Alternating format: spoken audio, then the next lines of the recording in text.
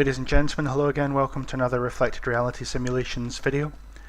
My name's Graham, we're back in the IXEG 737-300. We're in northern Finland, Lapland, and we're approaching an airport called Rovaniemi, just inside the Arctic Circle. Today we're going to have a look at the RNAV arrivals we can do with this aircraft. Quite a short video, I'll try and keep it nice and straightforward.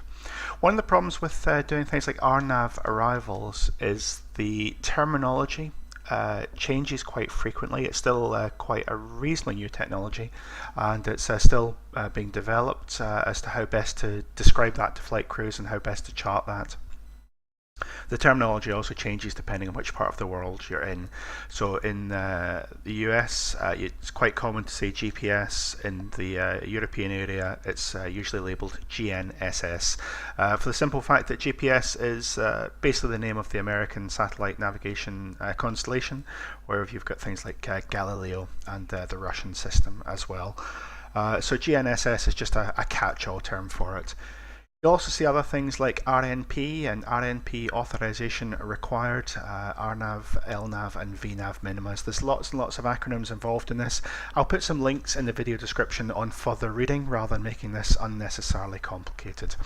The 737 as simulated is quite a basic aircraft, and also the VNAV capabilities are still being developed by the developers. This is version 1.05 of the sim. Again, Rovaniemi, Echo Foxtrot, Romeo Oscar, and I'll put some charts in the video description. But it's really quite a straightforward arrival. We've got this point here, Ropov, we're currently navigating towards that, then Inuka, and then onto the runway. Crossing Ropov above 2,500 feet, Inuka at 2,400, and then crossing the threshold 50 feet above. We're going to use minimas of 1020 today. That's the LNAV minima. If I want to use the LNAV VNAV minima, I would need to see a coded flight path angle in here, like 3 degrees from Inuka to runway 03. It should be in here. Because we don't have that, I don't know if it's a sim limitation, a database limitation, or indeed a real aircraft limitation. We'll make life straightforward, and we'll just use the LNAV minima. I'm going to be using a combination of level change and vertical speed to achieve the arrival. Okay, so make sure that's on map mode, and we'll release the freeze, and off we go. So I have been moving the sim around quite a few times just to try and get the best demonstration of this. So if you see anything out of place, there's one for example, it's simply a fact of me moving it around quite quickly.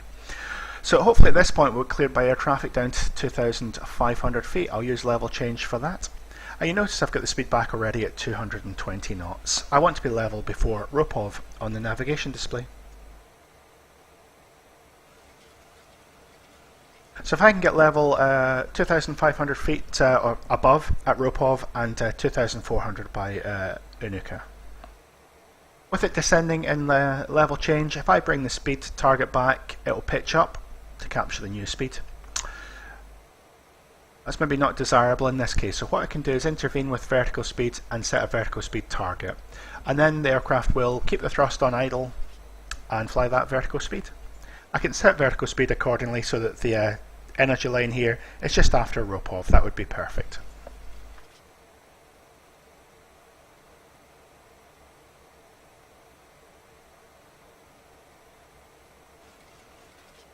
We've also got this vertical deviation indication in here. It says I'm a little bit high. I don't really believe that at the moment.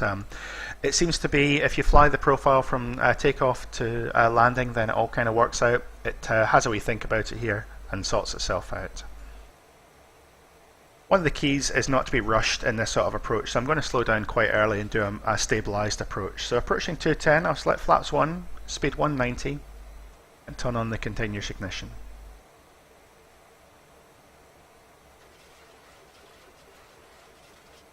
I don't want to cross Ropov below 2,500 feet and then down to 2,400 for Inuka.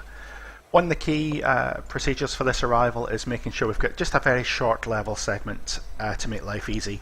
If you were two crew, you don't strictly need that, but it just makes things a lot simpler.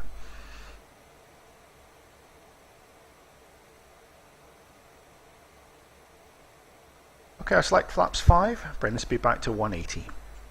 Now if I was in level change, the aircraft would reduce the vertical speed and slow down quite quickly at the expense of getting high on the profile. By commanding it with a vertical speed target here, it should all work out quite nicely.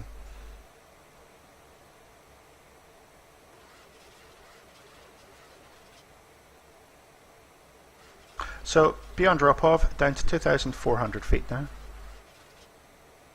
And I really just want to slow down nice and early for this. I'm going to select gear down, flaps 15 and speed 150. Arm the speed brake.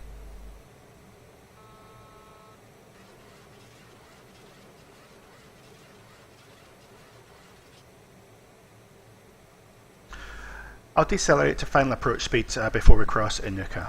So I should capture Inuka. There we go, it's coming into Alt Acquire, and then it should say Alt Hold. 2 miles to go. Coming back to final approach speed and selecting flaps 30.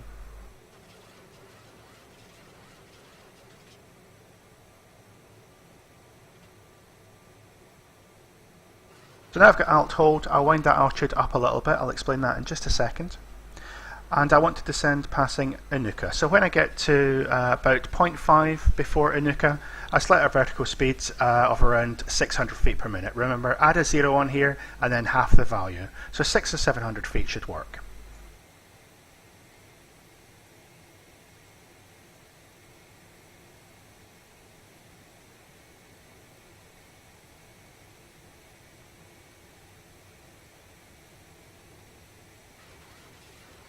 There you go. So 0.5, you can see the VNAV coming down.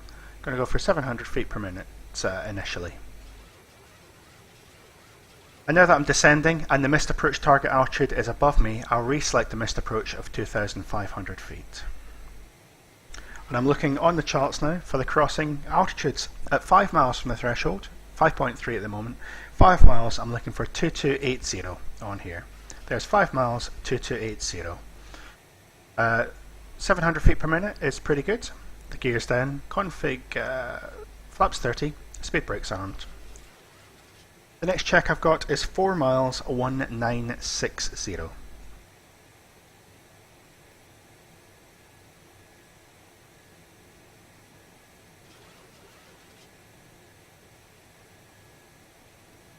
So coming up, 4 miles 1960, it's spot on. Obviously by keeping the speed back at the approach speed, it's a little bit more draggy, not quite as efficient, but it does mean that when we're flying it on the vertical speed, it makes life really straightforward. There's no speed changes to worry about now. The next check is 3 miles and 1640. So looking for 3 miles here.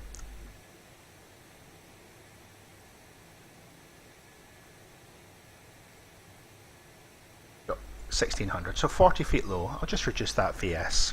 You can see we're slightly low on the VDEV as well. Next check and final check, 2 miles 1320. Looking out the window, can see the lights. We can go down to the minimums, but that won't be necessary today. I'll just go to the final check.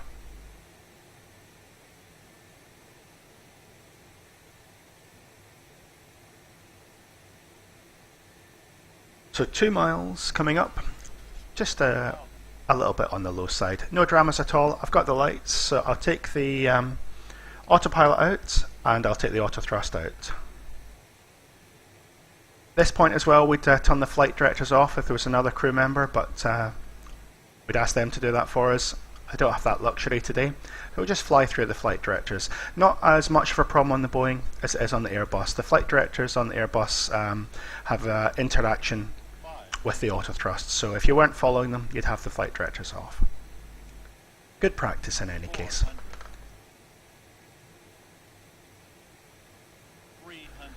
On the centre line would be better, but we are correcting.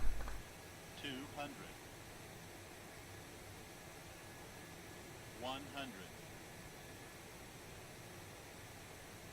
50. 40. 30. 20. 10. Yep. A bit of a late flare there, but we're down.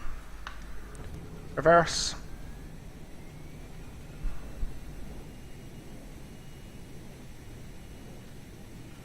Auto brakes are working.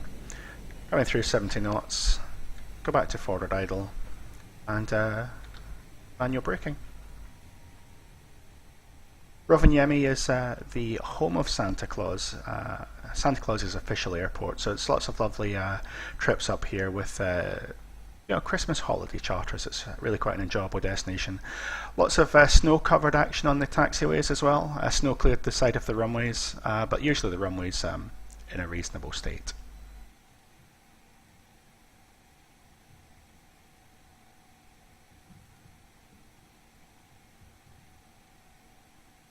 So we'll just clear the runway. Come to a stop. Set the parking brake. Disarm the spoilers. Okay, so just to recap what we did there. We flew the approach in vertical speed mode because the coding on the FMC didn't allow us to fly it using VNAV. We set an appropriate minima, 1020 in this case, and we manipulated the vertical speed to keep us on profile. We're using check heights from the chart as well as the vertical deviation as a guide, if you like. If we had that 3-degree slope coded in there, then we could fly it in VNAV initially, following the VNAV deviation there.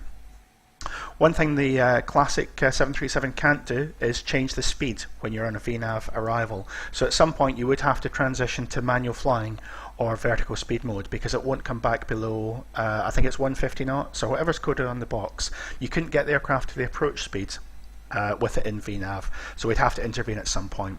To make life nice and straightforward in the sim, rather than doing a late intervention, we just set the aircraft up to do an LNAV arrival with selected vertical speed. You can do that for an overlay arrival as well, for a VOR arrival, if you're going to use the LNAV track to do a GPS type overlay on a VOR or NDB approach. It's exactly the same procedure. So we'll have a look at some point at how to do a VOR arrival using the raw data as well. It's a little bit more complicated, and I need to find an airport where I'm happy with the X-plane core navigation information.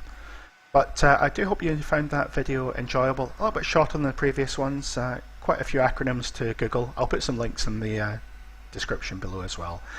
Any comments or questions, please feel free to add them to the comments section. And I look forward to speaking to you again soon. Thanks very much.